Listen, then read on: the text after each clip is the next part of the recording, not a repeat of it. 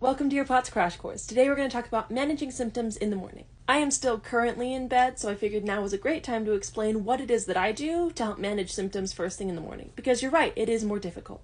First of all, hi, my name's Elena, and I have postural orthostatic tachycardia syndrome. I was diagnosed 4 years ago, but I'm not a doctor. This is not medical advice, it's my personal experience. Now, mornings are more difficult. You are not imagining things. This is because when you are laying down, you're taking away the orthostatic part of postural orthostatic tachycardia syndrome.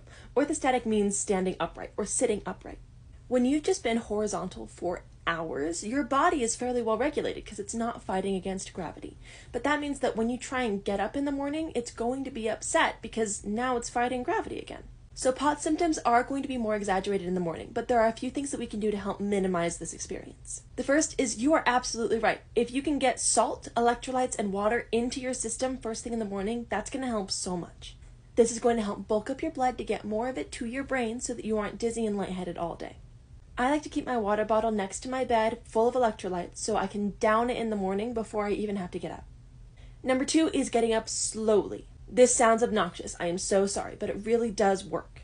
If you can give yourself time to sit up slowly and then tuck your legs underneath you and then put your legs over the edge of the bed and give your body time to adjust to each of those positions, you are less likely to have a fainting spell because you change position too quickly. This sounds like it's going to take a lot of time, but it doesn't have to. If you can give yourself just 5 minutes of intentionally slowly getting up, time that you would have spent just laying in bed dreading getting up, that's going to help you minimize symptoms rather than just getting up all at once. And number 3 sounds a little bit counterintuitive, but if you can raise the head of your bed a bit so that your head is above your heart, so you are fighting against gravity at least a little bit at night, it's going to make mornings easier. This just works because if you can get your body to fight gravity just a little bit at night, that's going to make the difference between laying down and standing up a lot easier. I've seen people use wedge pillows for this. You can build a little ramp to raise your head just a bit, or if you can get a hold of a bed that will lift you up a little bit in the mornings, that's going to do the trick. It's important to understand that because of your POTS, you might not be a morning person, and that is okay. I physically can't get myself to move before 9 in the morning.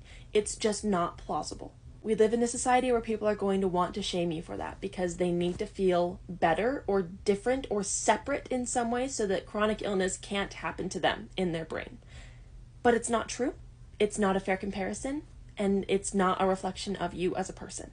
It's okay if you need to take longer in the mornings. Mornings are more difficult for POTS patients. It's not in your head, you're not going crazy, and you're not being dramatic. I believe you. There are things that you can do to help manage these symptoms, and you're going to be okay. You're not powerless. Okay, I love you, bye.